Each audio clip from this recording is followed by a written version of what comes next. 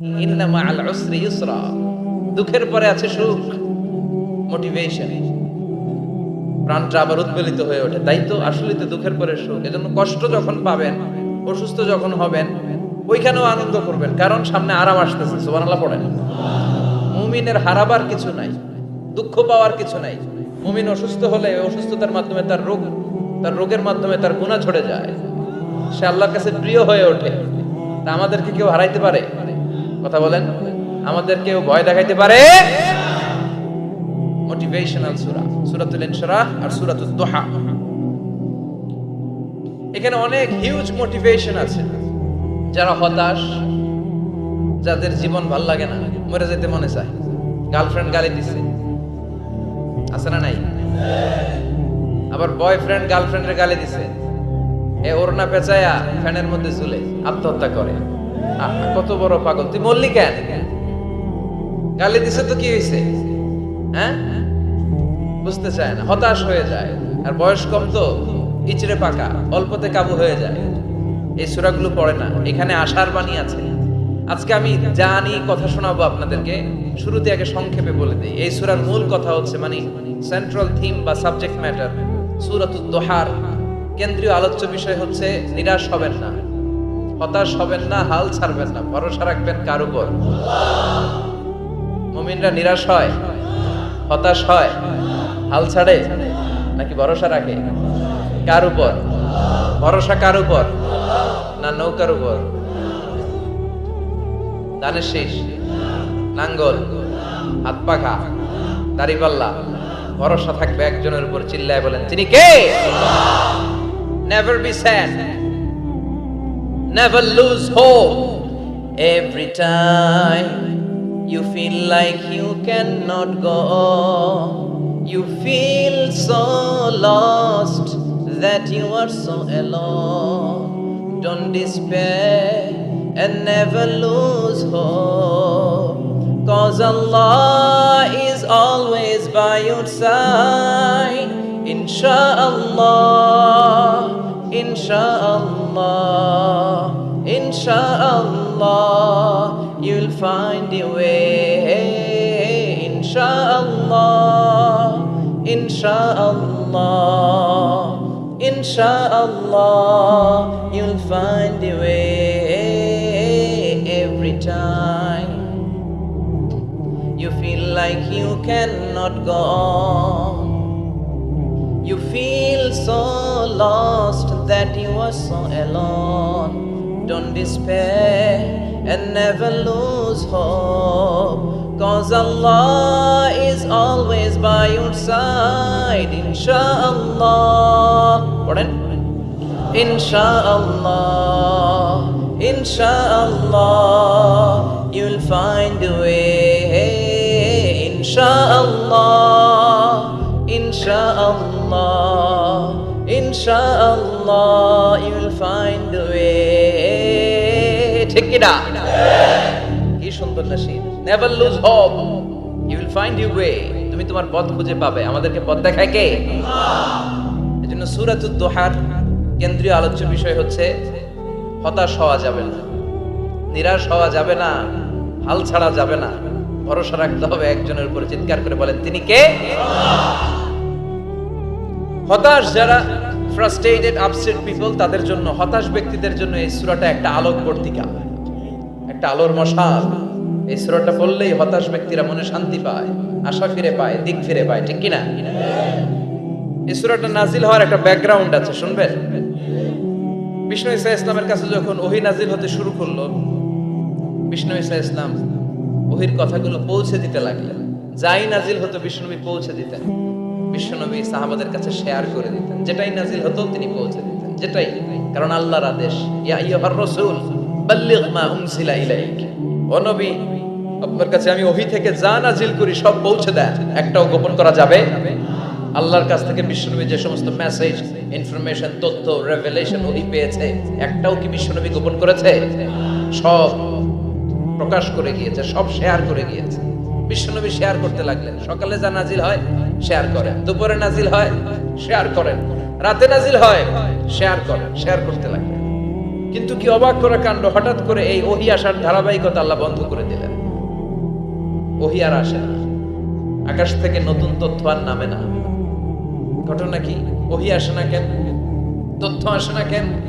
জিব্রাইল আসে না কেন? কোন বর্ণনা এসেছে 15 দিন, কোন বর্ণনায় 1 মাস, 3 মাস, এমনকি 6 মাস পর্যন্ত বর্ণনা পাওয়া যায় যে বিশ্বনবীর কাছে 6 মাস ওহী আসে নাই। বিশ্বনবী তো অবাক, ঘটনা কি? ওহী নামে না কেন? আর ওহী না আসলে তো বিশ্বনবী শেয়ার করতে পারে না। এতদিন যা আসতো বলে বেড়াতো, এখন আসেও না, বলতেও পারে না।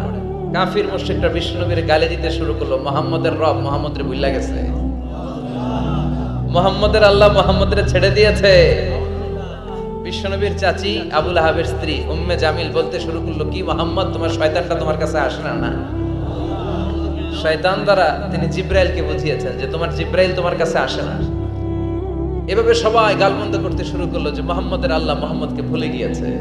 বিষ্ণু ঈসা ইসলাম নিজেও হতাশ হয়ে গেলেন, কি রে ওহী আসে না কেন? আমার কোনো ভুল হচ্ছে না তো? আমার কোনো অপরাধ হয়ে গেল না তো?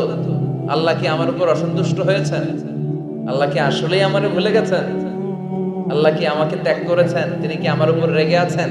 আমরাও মাঝে মাঝে এরকম হতাশ হয়ে পড়ি। এরকম হতাশ লোক আছে না নাই? কিরে আমার দোয়া কবুল হয় না কেন? আল্লাহ আমার ডাকে সাড়া দেয় না কেন? আমার জীবনে এত দুঃখ কেন? আমার জীবনে তো ভালো কিছু হয় না, খালি সব কষ্ট আমার কেন? এরকম আছে না নাই?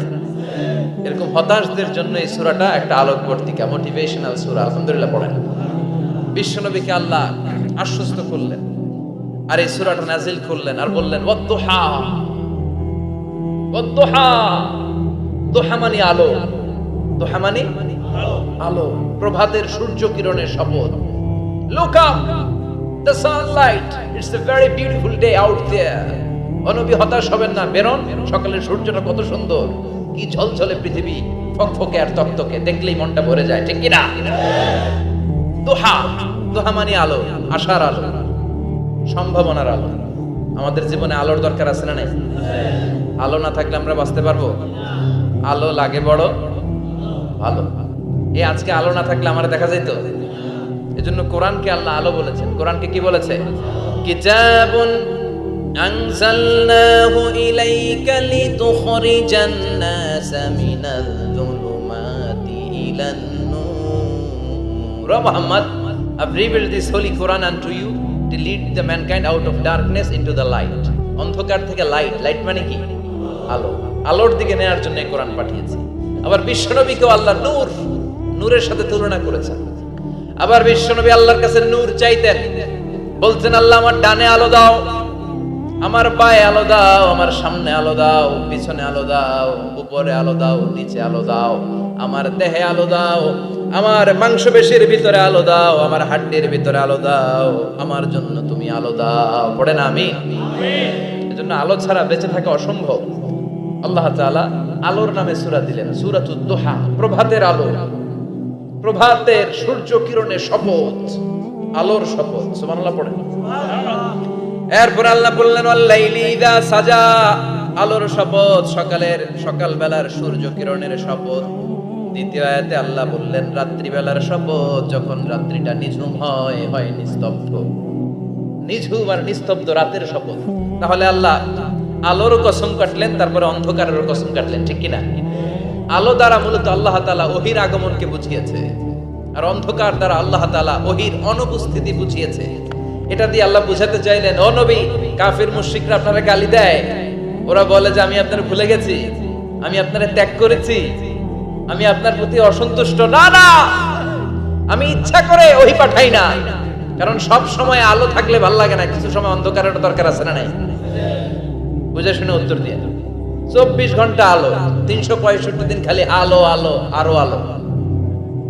যদি সূর্যের আলো সব সময় থাকে 365 দিন, ভাল লাগবে? রাতে ঘুমাবেন কেমন? আবার সব সময় ঘুটঘুটে অন্ধকার, আলো নাই, ভাল লাগে? ক্ষেত খামারে চাষ করা লাগবে না, বাজারে যাওয়া লাগবে না। তার মানে আলোরও দরকার আছে, অন্ধকারেরও দরকার আছে। এটা দিয়ে আল্লাহ বুঝাতে চাইলেন, নবী, ওহী নাজিল করার জন্য দরকার আছে, মাঝে মাঝে ওহী বন্ধ রাখা আপনার বিশ্রাম দেওয়ারও দরকার আছে। চিৎকার করে বলেন আল্লাহু আকবার। এজন্য আল্লাহ বললেন ওয়াদ-দুহা ওয়াল-লাইলি ইযা সাজা মা ওয়াদ্দা'আকা রাব্বুকা ওয়া মা ক্বালা ওয়ালাল আখিরাতু খায়রুল লাকা মিনাল উলা। সুবহানাল্লাহ পড়েন। ও নবী, প্রভাতের সূর্য কিরণের শপথ, নিঝুম নিস্তব্ধ রাত্রিবেলার শপথ, আলো আর অন্ধকারের শপথ করে আমি বললাম, আপনার প্রভু আপনারে ভুলে যায় নাই, আপনার উপর অসন্তুষ্ট হয় নাই। আমি আল্লাহ ইচ্ছা করে ওহী বন্ধ রেখেছি, কারণ ওহীর একটা পাওয়ার আছে। বারবার ওহী রিসিভ করলে আপনার স্নায়ু এটা সহ্য করতে পারবে না, আপনার দেহ এটারে বরদাস্ত করতে পারবে না। নবী, আমি আপনার প্রতি এত রহম দিল, এত ভালোবাসি, বারবার ওহী নিতে নিতে আপনার যে কষ্ট হয়, এই কষ্টটা আমার আল্লাহর সহ্য হয় না। এজন্য আমি আল্লাহ ইচ্ছা করে কিছুদিন ওহী বন্ধ রাখছি। সুবহানাল্লাহ পড়েন। তার মানে এই নয় যে আমি আপনারে ভুলে গিয়েছি, আমি আপনারে ছেড়ে দিয়েছি। আরে নবী, আমি তো আমার নামের সাথে আপনার নামকে জুড়ে দিয়েছি। লা ইলাহা ইল্লাল্লাহ মুহাম্মাদুর, যেখানে আমার আল্লাহর নাম সেখানেই বিশ্ব নবীর নাম আছে না নাই? আজান যখন দেই আল্লাহু আকবারের পরে বিশ্ব নবীর নাম আছে না নাই? একামতে আছে না নাই? আবার আল্লাহর জন্য যখন সালাত আদায় করি, শেষ বৈঠকে বিশ্ব নবীর উপর দুরূদ আছে না নাই? রাফা'না লাকা যিকরাক, ও নবী, আপনার নামকে আমি অনেক উপরে তুলে ধরেছি। আমার নাম যেখানে, আপনার নাম ওইখানে। গোটা বিশ্বব্যাপী আপনার নাম ছড়ায় যাবে। ওরা আপনারে গালি দেয় কবি বলে, ওরা গালি দেয় গণক বলে, ওরা বলে আপনি আবতার, লেস কাটা। আসলে যারা আপনারে গালি দেয় ওরাই লেস কাটা। ওরা আপনারে বলে আপনি নির্বংশ, আপনার ছেলেগুলো বেঁচে নাই, মেয়ে বেঁচে আছে, আপনার নাম নেয়ার কেউ থাকবে না। ওই আবু জাহেল, উতবা, সাইবা, ওদের নাম নেয়ার কেউ থাকবে না। আপনি লেস কাটা নন, আপনি নির্বংশ নন। ইন্না শানিয়াকা, চিল্লায় বলেন ইন্না শানিয়াকা। যারা আপনারা গালি দেয়, যারা আপনারা নিয়ে কটু কথা বলে, ওরাই লেস কাটা, ওরাই নির্বংশ। ওদের বংশকে আমি আল্লাহই নির্বংশ করে ছাড়ি। চিল্লায় বলেন ঠিক কি না? ও নবী, মা ওয়াদ্দাআকা রাব্বুকা ওয়া মা ক্বালা, আপনার রব আপনারে পরিত্যাগ করে নাই, আপনারে ভুলে যায় নাই, আপনারে ছেড়ে দেয় নাই। আপনার রব ইচ্ছা করেই ওহী নাজিল বন্ধ করে রেখেছে। আমি ইচ্ছা করেই আপনারে প্রেসার দিতে চাই নাই গো নবী, কারণ ওহী রিসিভ করা অনেক কঠিন। এটা আস্তে আস্তে আপনি অভ্যস্ত হবেন। সুবহানাল্লাহ পড়েন। ওহীর একটা পাওয়ার আছে না নাই? আমরা তো কি মজায় মজায় কোরআন পাইছি। এই যে কি সুন্দর কোরআন নিয়ে বসে পড়ি, তাফসীর করি, কি মজার কোরআন। এই কোরআনটা রিসিভ করতে যে বিশ্বনবীর কত কষ্ট হয়েছে। এই কোরআনকে আল্লাহ বলেছেন এটা কাউলান সাকিলা, very heavy and weighty word. এটা অনেক ওজনওয়ালা কথা। ইন্না সানুলকি আলাইকা কাউলান, এটার অনেক ওজন। এই কোরআনটা যদি পাহাড়ের উপরে নাজিল করা হতো, পাহাড়গুলো দুমড়ে মুচড়ে ভেঙে টুকরো টুকরো হয়ে খান খান হয়ে যেত। ঠিক কি না? এত কঠিন বাণী এটা। ও নবী, আমি আলোর সাথে ওহীর মিল ঘটিয়েছি, আলো দিয়ে ওহীকে বুঝিয়েছি। সূর্যের যেমনি কিরণ আছে, তেজ আছে, এই ওহীরও একটা তেজ আছে। এই তেজ, এই কিরণ আপনি সব সময় সহ্য করতে পারবেন না। এজন্য আমি ইচ্ছা করে কিছুদিন ওহী নাজিল করা বন্ধ করে রেখেছি। সুবহানাল্লাহ পড়েন। ইচ্ছে করে আমি নাজিল করি নাই। সব সময় নাজিল হলে আপনার ভালো লাগতো না। বুখারীর বর্ণনা, আয়েশা বলতেন শীতের রাতে, কনকনে মাঘ মাসের শীতের রাতে যখন বিশ্বনবীর উপর কোরআনের আয়াত নাজিল হতো, বিশ্বনবী ঘেমে ঘেমে একাকার হয়ে যেতেন। হাত্তা লা ইয়াতাফাসসাদু জাবিনুহু আরাকান, বিশ্বনবীর দাড়ি আর থুতনি বেয়ে ঝরঝর করে পানি পড়তো। আমরা কম্বল গায়ে দিয়ে থাকি আর বিশ্বনবী ঘামে। সুবহানাল্লাহ কইবেন না? এটা কাউলান সাকিলা, অনেক ওজনওয়ালা কথা। আবার বিশ্বনবী যখন ওটের উপরে বসে থাকা অবস্থায় কোরআনের আয়াত নাজিল হতো, ওটের বুকটা মুহূর্তের মধ্যে বালুর মধ্যে, জমিনের মধ্যে লেগে যেত। ঘোড়ায় চড়া অবস্থায় বিশ্বনবীর কাছে যখন কোরআন নাজিল হতো, ঘোড়ার পা গুলো মরুভূমির বালুতে দেবে যেত। মাঝে মাঝে বিশ্বনবী সাহাবাদের রানের উপরে, পায়ের উপরে মাথা দিয়ে শুয়ে পড়তেন, ক্লান্ত শ্রান্ত।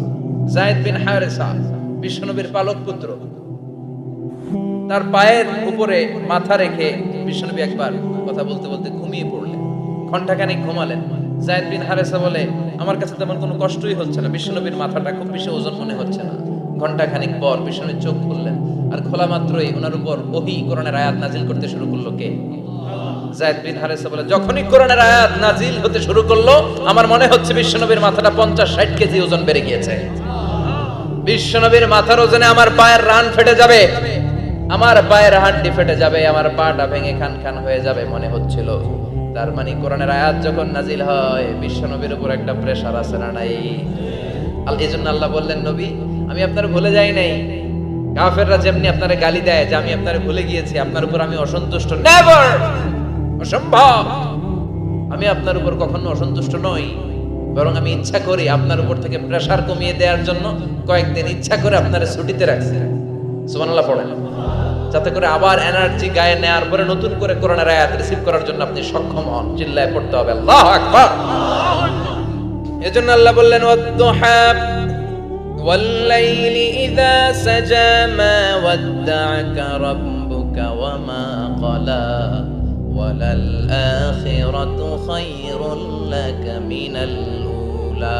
এরপর আল্লাহ বললেন, নবী ওয়ালাল আখিরাতু খায়রুল লাকা মিনাল উলা, and verily indeed the hereafter is far better for you than this dunya. এই দুনিয়ার চেয়ে আপনার জন্য আখিরাতটা অনেক দামি। খায়রুল লাকা মিনাল উলা, এই দুনিয়ার চেয়ে আখিরাতটা অনেক শ্রেষ্ঠ। এতে আল্লাহ বললেন দুনিয়ার চেয়ে আখিরাত শ্রেষ্ঠ, আর এক আয়াতে আল্লাহ বললেন দুনিয়ার চেয়ে আখিরাত হলো স্থায়ী। ঠিক কি না? বাল তুফিরুনাল হায়াতাদ দুনিয়া ওয়াল আখিরাতু খায়রুন ওয়া আবাকা। তোমরা দুনিয়ার জীবন নিয়ে পাগল পাড়া হয়ে থাকো, আল্লাহ বললেন দুনিয়ার জীবনের চাইতে আখিরাতের জীবন শ্রেষ্ঠ এবং স্থায়ী। ঠিক কি না? কার কথা? দুনিয়া স্থায়ী না আখিরাত স্থায়ী? দুনিয়া শ্রেষ্ঠ না আখিরাত শ্রেষ্ঠ? কিন্তু আমরা কোনটার পিছনে দৌড়াই? খালি দুনিয়া দুনিয়া। दुनिया के मजा ले लो, दुनिया तुम्हारी है, কিন্তু জান্নাত কে মজা ले लो, জান্নাত तुम्हारी है। ওইটা কয় না, আছে না নাই? দুনিয়ার পেছনে পাগল হয়ে আমরা পড়ে থাকি। এই দুনিয়ার জীবনটা একটা মায়াজাল, এটা একটা মরিচিকা। এই মরিচিকা, এই ধোঁকা, এই লালসা আর এই মায়াজালের পেছনে আমরা ছুটছি। ছুটতে ছুটতে হুট করে একবার কবরের ভিতরে ঢুকতে হবে। কথা বলে, তখন আমাদের টনক নড়বে। এজন্য দুনিয়া মুমিনদের জন্য শ্রেষ্ঠ আর স্থায়ী জায়গা নয়। মুমিনের আসল জায়গা হচ্ছে আখিরাত। মুমিনের শান্তি আর কল্যাণের জায়গা হচ্ছে আখিরাত। জান্নাত হচ্ছে মুমিনের শেষ ঠিকানা। চিৎকার করে বলেন ঠিক কি না?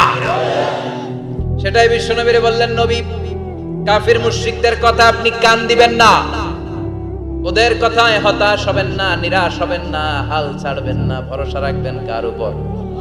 কারণ ওয়ালাল আখিরাতু খায়রুল লাকা মিনাল উলা। এই দুনিয়ার জীবন ক্ষণস্থায়ী জীবন, চিরকালীন জীবন হলো আখিরাত। নবীরে কিভাবে আশ্বাস দিতেছে দেখছেন? অ্যাসিউরেন্স করতেছে, কনফার্মেশন। এই সূরাটা যে শান্তির সূরা, মোটিভেশনের সূরা, অনুপ্রেরণার সূরা, ইন্সপাইরেশন যে জায়গায় প্রতিটা আয়াতে আপনি ইন্সপাইরেশন পাবেন, তো প্রতিটা আয়াতে আপনি উজ্জীবিত হবেন, সজীব হবেন।